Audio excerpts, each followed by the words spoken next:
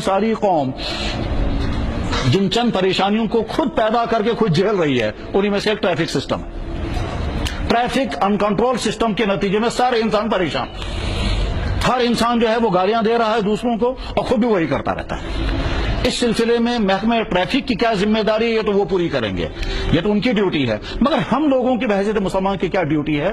پہلی بات یہ ہم نے سمجھا ہی نہیں یہ کہ ٹریفک کے متعلق ہمارا اسلام کوئی قانون بیان کرتا ہے۔ اللہ کے نبی علیہ الصلوۃ والسلام نے فرمایا ہر جگہ نماز پڑھنا درست سوائے چند جگہوں کے، سڑک میں نماز مت پڑھنا۔ ترمذی شریف حدیث موجود ہے، زمین ساری کی ساری روئے مسجد ہے، جہاں چاہیں وہاں نماز پڑھ سکتے ہیں، مگر 7 جگہوں پر نماز نہیں پڑھنا، ان میں سے قاریۃ الطریق، راستے میں نماز مت پڑھنا۔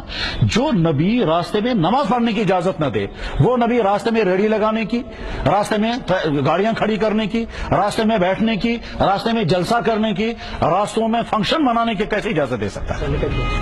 تو وہ ہمیں ذہن میں بھی نہیں، ہم کو غیر شرعی کام کر رہے ہیں۔ اس لیے ہم سمجھیں کہ راستوں کا غلط استعمال غیر شرعی ہے۔ راستوں کا غلط استعمال کیا کیا ہوتا ہے؟ راستوں میں گاڑی کھڑی کرنا، راستوں میں دکانیں لگانا، راستوں کے اندر فنکشن کرنا، راستوں کے اندر کھیلنا، راستوں کے اندر میٹیریل ڈالنا، چاہے وہ کنسٹرکشن کا میٹیریل کچھ اور، راستوں کے اندر کرکٹیں کھیلنا، یہ سارا کا سارا اسلام کے خلاف ہے۔ اسلام یہ کہتا ہے کہ اللہ کے نبی علیہ السلام نے فرمایا ایاکم والجلوس فی الطرقات، خبردار راستوں میں مت بیٹھنا۔ ایاکم والجلوس فی الطرقات، بخاری میں حدیث، خبردار راستوں میں مت بیٹھنا۔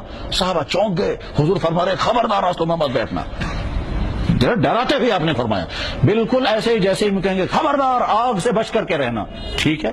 تو اسی طرح سے آپ نے فرمایا ایاکم، خبردار راستوں میں مت بیٹھنا۔ صحابہ نے عرض کیا یا رسول اللہ کبھی مجبوری ہوتی ہے بیٹھنے کی؟ آپ نے فرمایا اگر راستوں میں بیٹھنا ہی مجبوری ہے تو راستے کا حق ادا کرنا۔ اور اس کے حضرت راستے کا حق کیا ہے؟ فرمایا گزرنے والوں کے لیے رکاوٹ مت بننا۔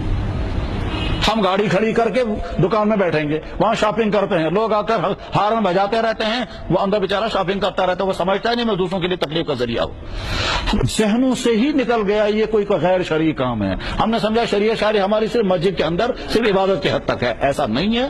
اسلام مکمل دین، زندگی کے تمام شعبوں کے متعلق مکمل گائیڈ کرنے والا دین ہے۔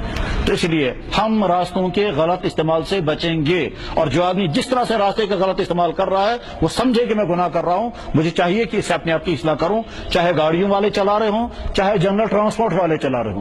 جنرل ٹرانسپورٹ کے لیے اصول یہ ہے اڈے سے چل کر اڈے پر پہنچو، راستے میں کہیں مت رکو۔ اب یہ جو میٹاڈور والا ہر 10 قدم کے بعد رکتا ہے، پھر سواریاں لیتا اور اتارتا ہے، اور اس کے نتیجے میں چلنے والوں کو جو تکلیف ہوتی ہے اور ٹریفک جام جو ہوتا ہے وہ سمجھتا ہے نہیں کہ میں گناہ کر رہا ہوں۔ اسی طرح سے ریڈی والے جو ہیں وہ سڑکوں پر ریڈی لگائیں گے، ٹھیک ہے جناب اس بے روزگار ہے اس کو گسو، یہ اپنی جگہ صحیح ہے، آپ بے روزگار ہیں، آپ کے پاس دکان نہیں ہے، آپ مجبور ہیں ریڈیاں لگانے کے لیے، مگر اس کے معنی یہ نہیں کہ آپ ریڈی وہاں لگائیں جہاں لوگوں کو چلنے میں دقت ہو۔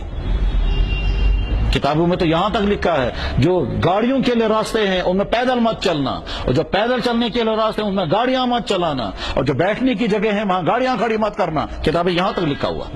بہرحال اپنے ٹریفک سسٹم کو درست کرنے کے لیے جو عوامی